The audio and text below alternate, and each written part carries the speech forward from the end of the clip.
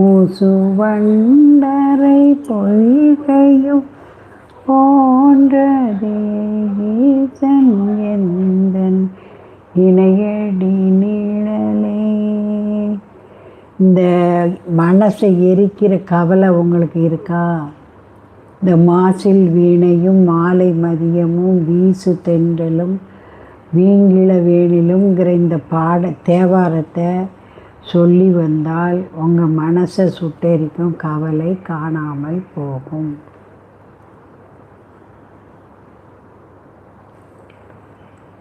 மாசில் வீணையும் மாலை மதியமும் வீசு தென்றலும் வீங்கிள வேணிலும் மூசு வண்டரை பொய்கையும்